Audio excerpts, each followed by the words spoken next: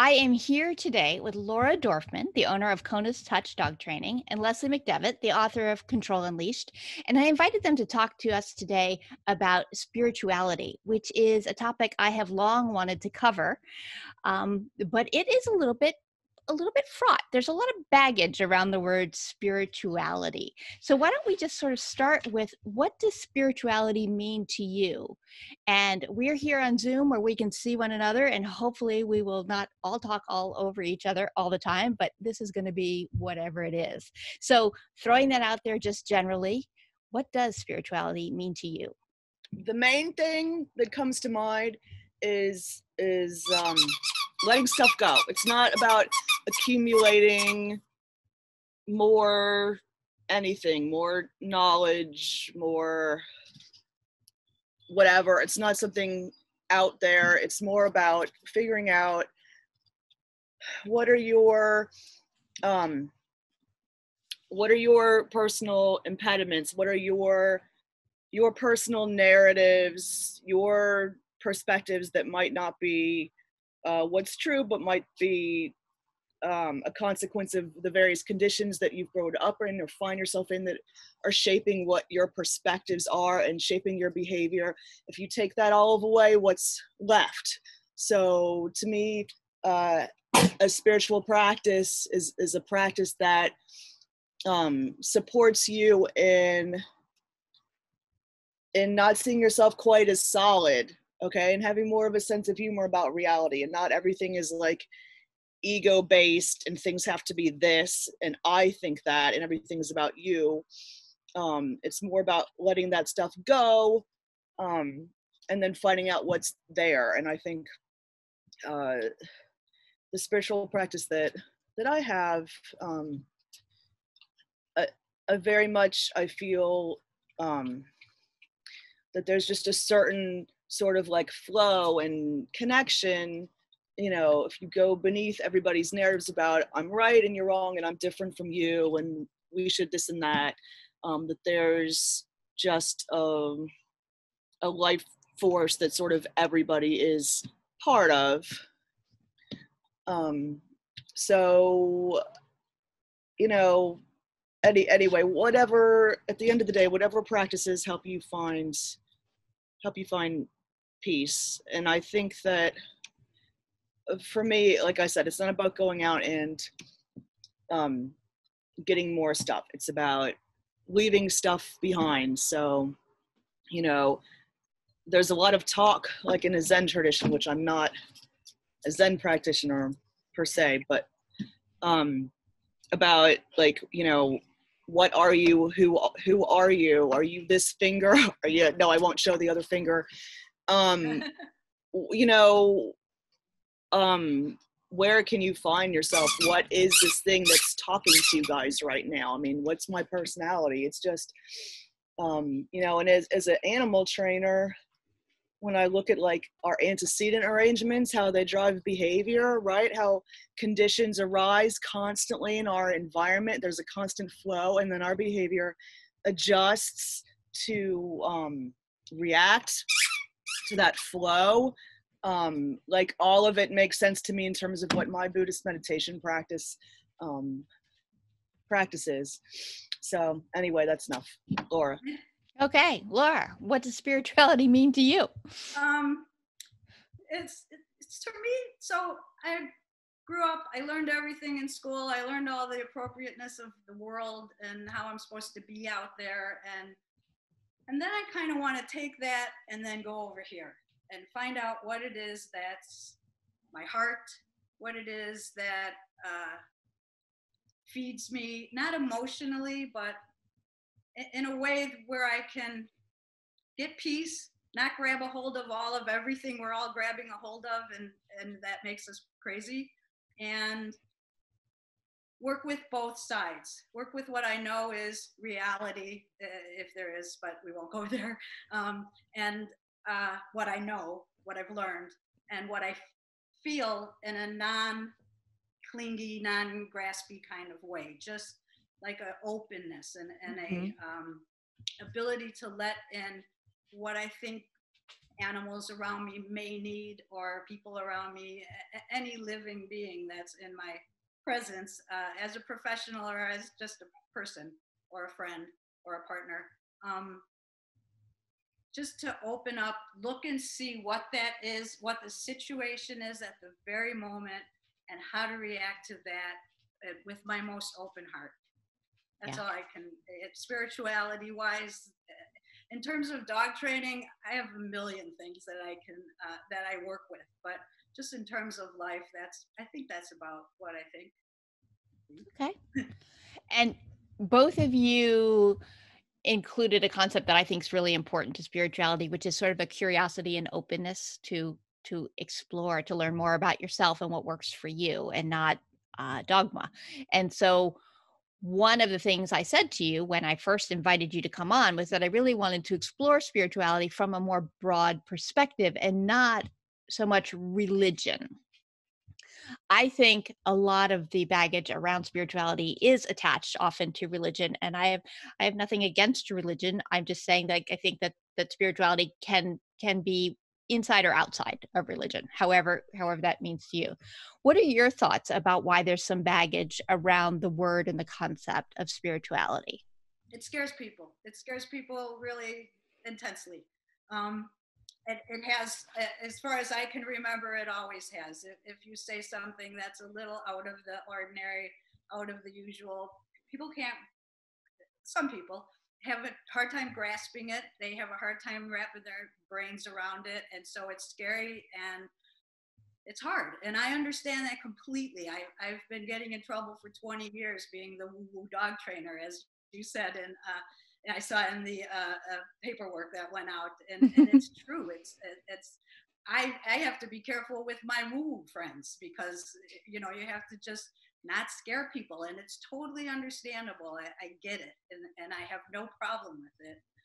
And you just learn to work with it. That's awesome. Thank you. Leslie, what are your thoughts? I think my thoughts are always pretty similar to my friend Laura's thoughts. I think what I was saying earlier about there's certain narratives that drive your behavior, your perspective. I think a lot of people grew up with certain narratives that had, that were called religion, but also had very restrictive social and political and cultural attachments to that. And if you don't do this, you are bad, or, guilt type stuff. And I'm, mostly speaking for like our Western world stuff, but I think that, for some people, they needed to leave that kind of space, and they labeled that whole thing spirituality. So they have, an aversion, but it's not that. So, but I think that that's the issue, that people have their own, baggage associated with how they grew up and what they were taught. And it's not a certain religion, this or that. You could have grown up in one religion and that's like your cornerstone for life, and the same person grew up in a different person grew up in the same religion and, had to flee. So I'm not saying it's one thing or another thing, but I think a lot of it has to do with the conditions that were in your life when you learned these certain things that were labeled religion or spirituality, or this is what you believe now. Like, I make my kids go to Hebrew school and they're like, why? And I'm like, I did it. So all that stuff that you shouldn't do. And I think that that's part of the why some people might shy away from that word or something like that. Okay. So how do you think having a personal sense of spirituality could help pet professionals, for those who choose it? Not that we're prescribing it, but just if someone wanted to lean in, how could that help them? So what Laura said in her original answer about what it means to her, spirituality, had a lot to do with compassion and loving kindness, which is, again, a big part of our meditation practice. Laura and I have similar backgrounds with practice.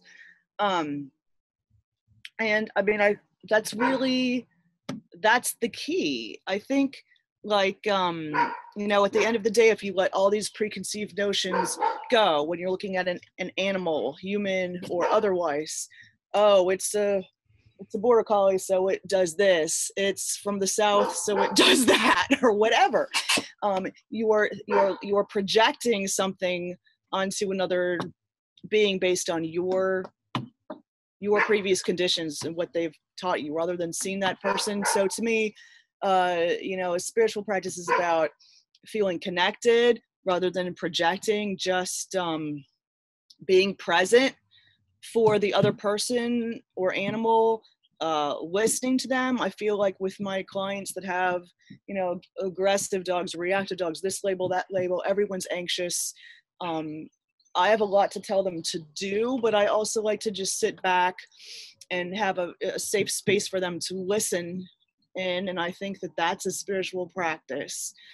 I also think, again, coming back to compassion, that, you know, there's no restriction on compassion. There's no rationing to it. And I might not agree with something, but I can still feel a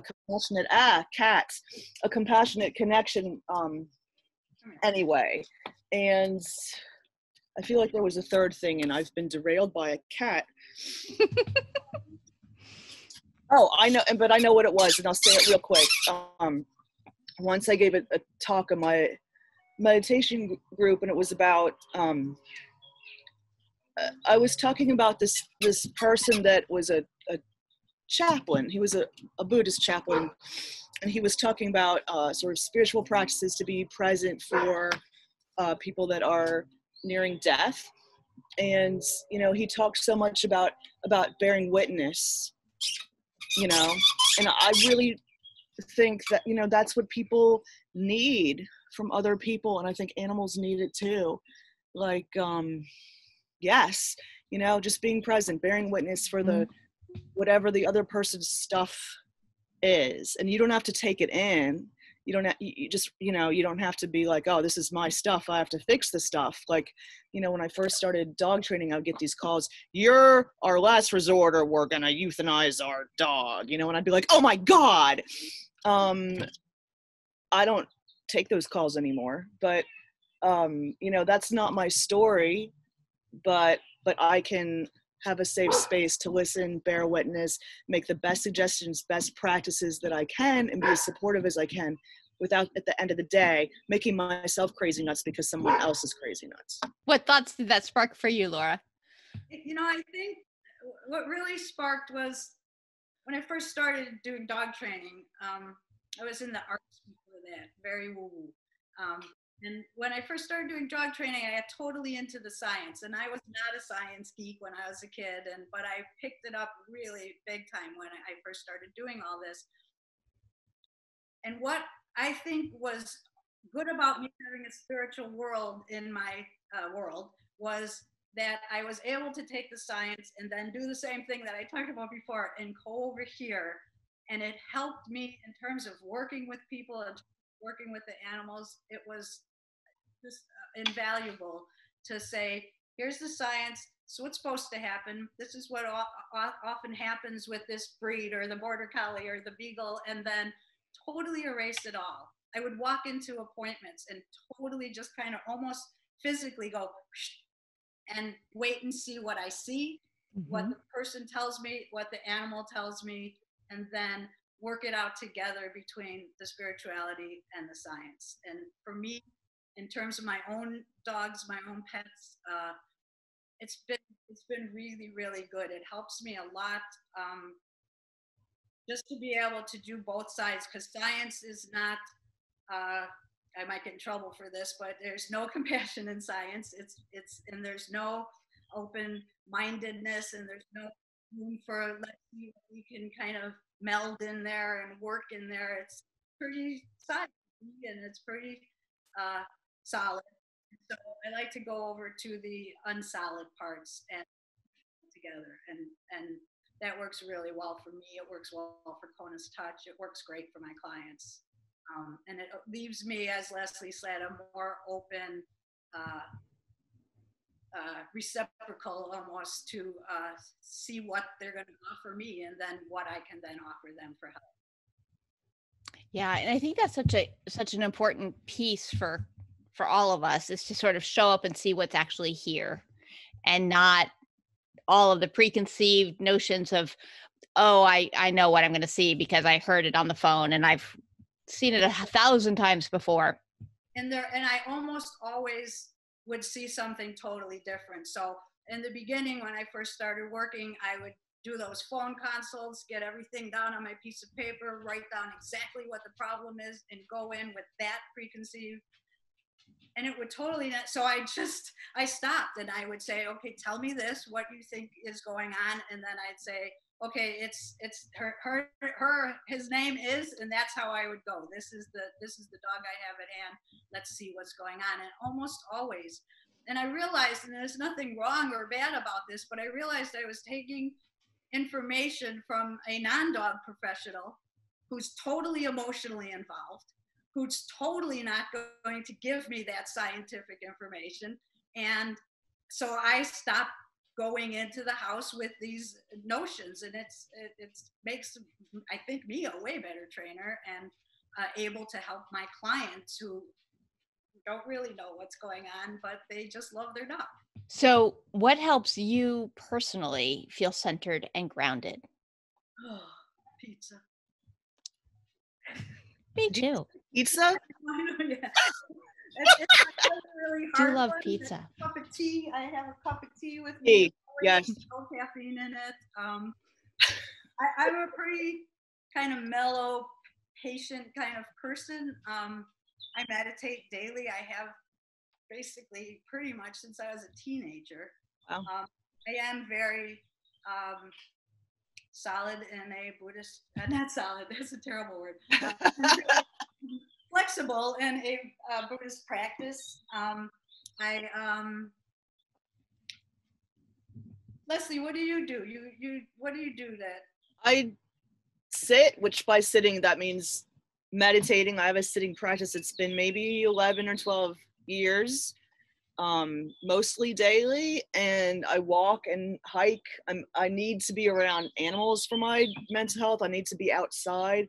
So those are like personal things that help kind of keep me going. And it's been quite hard to keep my practice up during this time. I've got 2 kids now.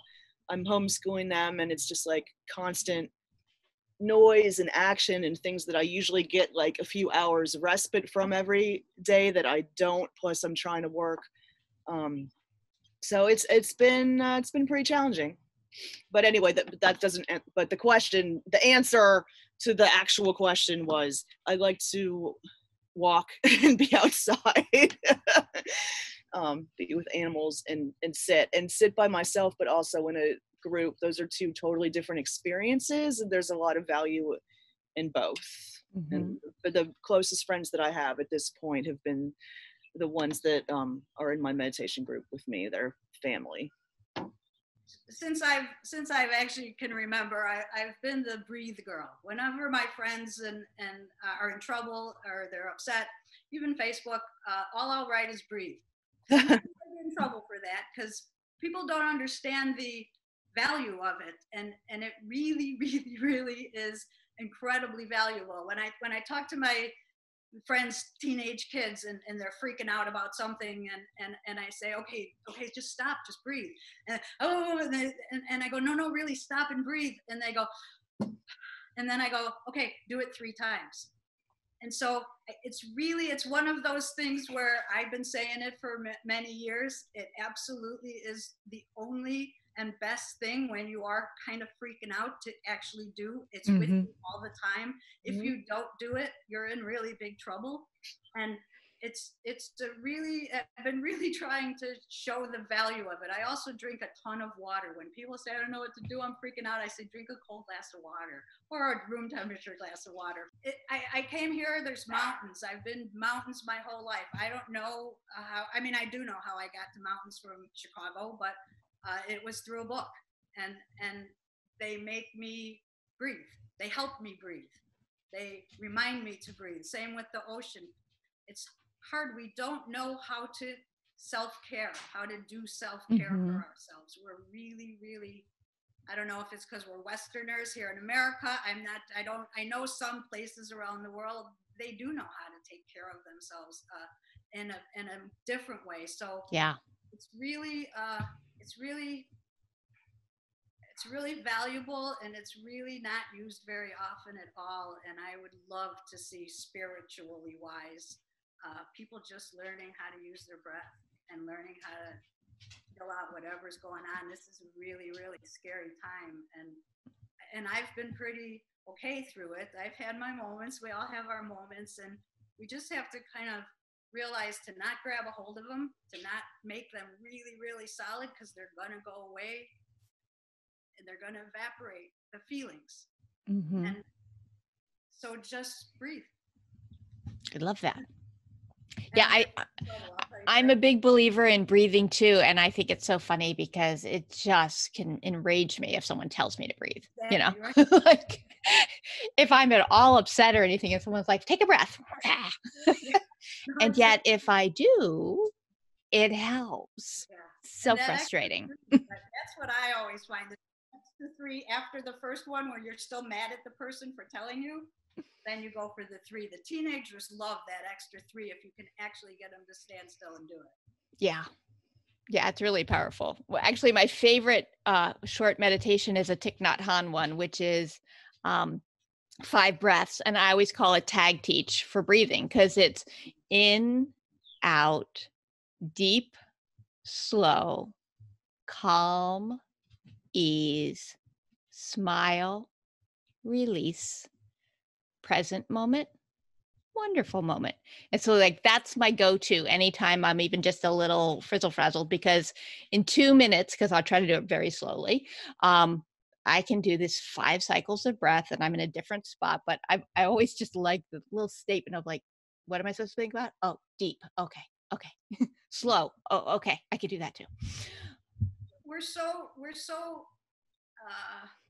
We grab a hold of what it is that we get that's making us crazy, and then we hold on to it like it's our best friend. And we all do it. I'm just, you know, I'm just saying things, but we all do it, and it's not great for us. And there are ways around it. And as we get like more and more interested in going, okay, what do I need to do to feel better right now? You get more used to breathing, drinking that glass of water, going looking at the mountains if you have to. It's important to get self-care into our own heads so we can help each other, so we can help our animals. Yeah. And to really be able to name it, because so many of us know that we feel better. You know, all of us have that animal connection. You know, we've all from very young age been like, oh, I feel better around animals. But to recognize, oh, like actually articulate that. I feel better around animals. I feel better outside. I feel better when I can see big distances or mountains or oceans, or I feel better when I walk. I feel better. Oh, if we can articulate and name the pieces, that's the real value, because so often when we're stressed, we're like, I don't know what to do. You can't think. Okay. So if someone told you they were eager to just sort of get started, what would your suggestion be? Operationalize, get started.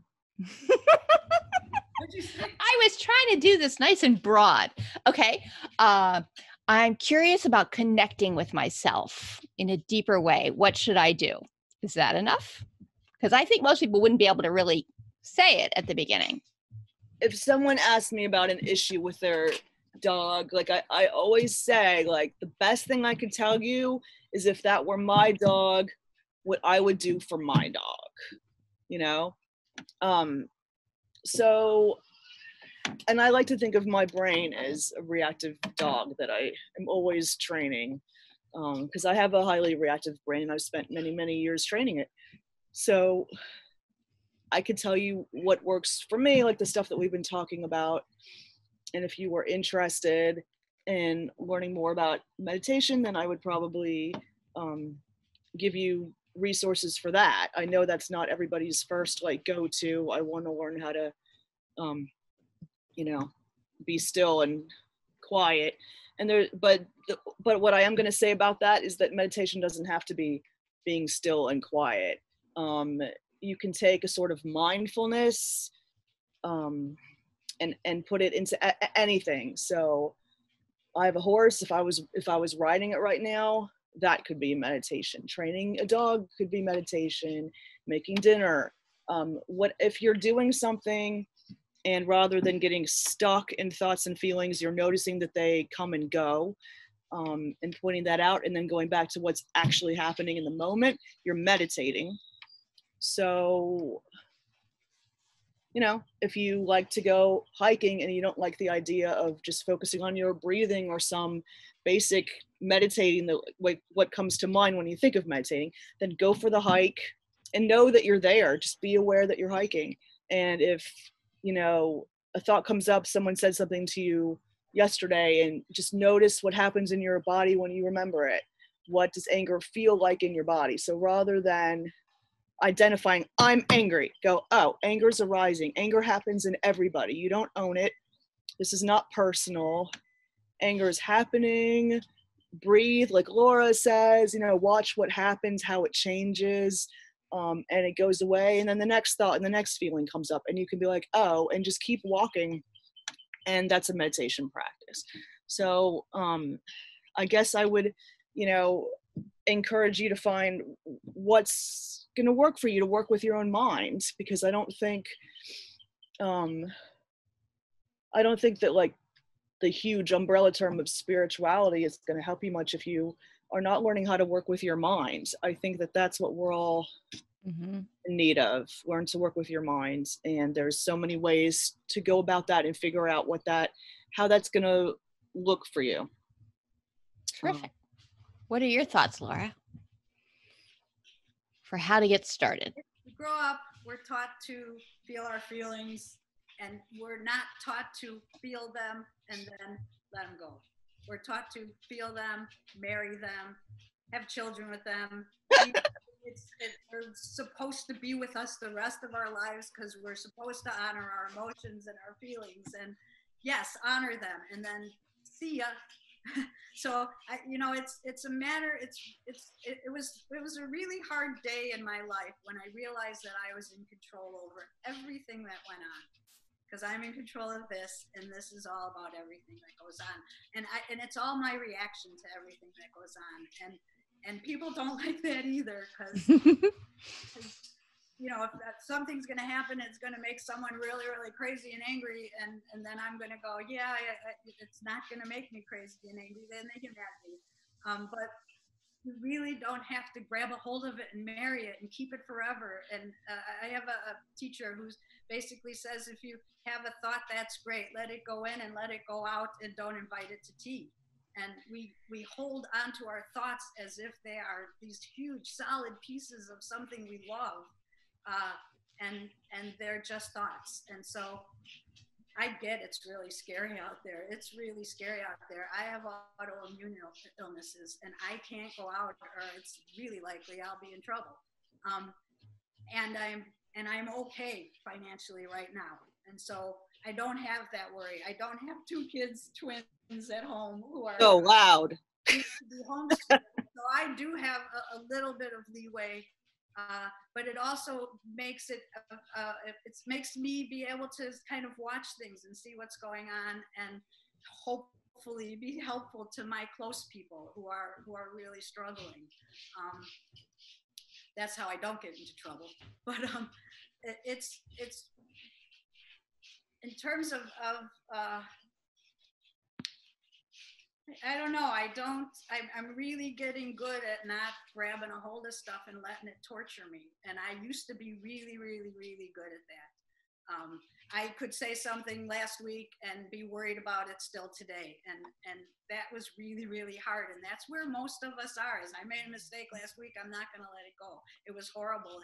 And it's not there anymore. And, you know, and so it impedes us from moving on. It impedes us from being in the present. And the most important thing, I think, about that is being in the present. If you're in the present and you can actually see right now what's going on. Yes, there's all kinds of horrible things going out there, but we're sitting here, we're okay, we're safe right this minute.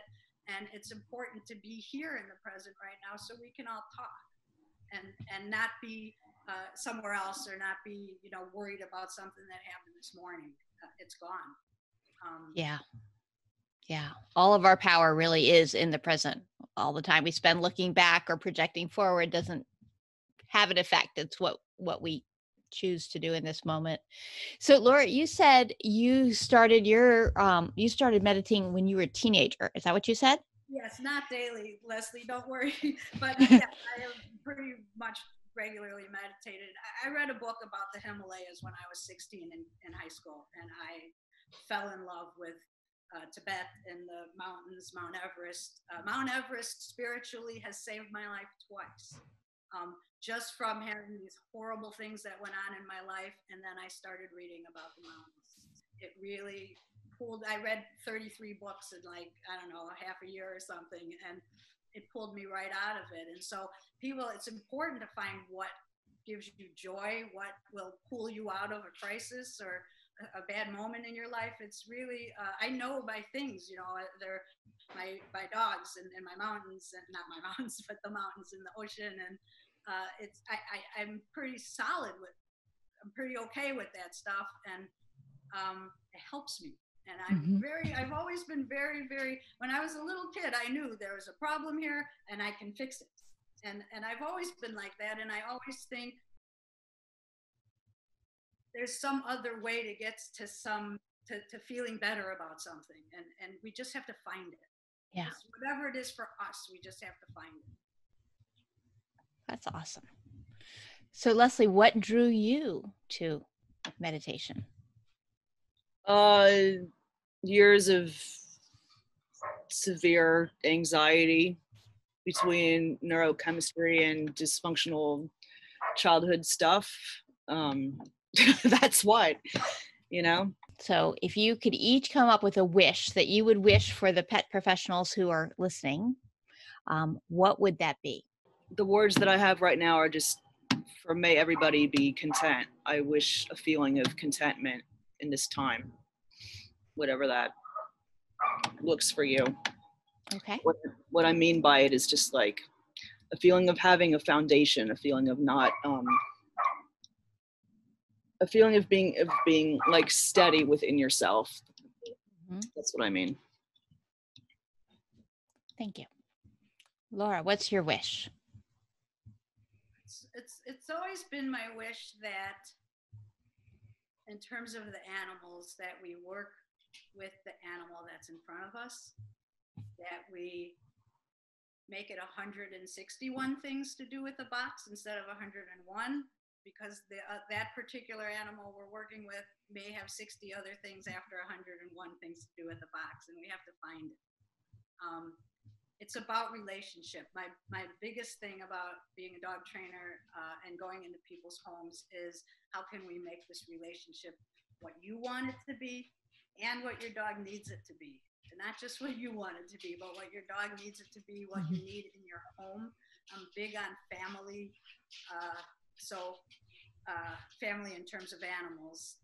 And so that would be my wish, that I find a lot of times I have a dog, I'm getting another dog, it's not doing the same as this dog. And so just to work with the sentient being that's in front of you, and it will, and that being will change every day just like we do. And just to be able to work with it and understand it. That would be my wish. Thank you. Okay. So if people wanted to learn more about you and your work, how could they do that? We'll start with you, Leslie. If people wanted to learn about my dog training and behavior work, they could Google me. I have 3 books. I have 3 DVDs, lots of different videos and stuff you can look up online. You can go to my publisher, which is Clean Run, or Dogwise, or I don't want to say Amazon, but you know, if you want to find my books or learn more about my training system, you could do any of those things. I'm also on Facebook. I have a couple groups on Facebook to talk about different issues. One is for instructors that I certify to teach my system of behavior mod, and the other is just for anyone interested and that wants to talk. So you can always find me on social media. Unfortunately, I'm on social media more than I think is good for me right now, but very easily found. So I guess I would start with one of those things. Okay. I'm speaking in a lot of online conferences. One is coming up this weekend, the Lemonade Conference, but there's a bunch since we can't go do our usual thing, and because I speak at a lot of conferences and stuff like that, you know, we can't, all that's kind of changed. So we're, you know, going to interact online, and I'm going to be doing a lot of that. So I would say I'm a very accessible person right now. Perfect. Okay, wonderful. Thank you. Laura, if people wanted to learn more about you and your work, how could they do that? Probably www.conustouch.com. I'm on Facebook. I have a personal page, which actually Captain Jack pretty much owns. I have Captain Jack Cricket, who is pretty well known around the dog world. So either Laura Dorfman or Kona's Touch on Facebook and Kona's Touch at Instagram. We also have a nice page. So no books yet, but that's a big yet. Awesome. Well, thank you both for joining me today to talk with me. I was really looking forward to this conversation, and I'm so glad that we had a little chance to dive in and play with it a little bit and see. Hopefully there will be a few key insights for people, ideas that they might want to try or think about, new ways of exploring their own lives. So I'm very grateful that you were able to come on today. Thanks so much, Colleen. I really appreciate it. I feel a lot calmer just talking about it. So thank you. Well, that's good. I'm so glad. It's been really wonderful. Thank you. Well, I appreciate you being here. So thank you both very, very much.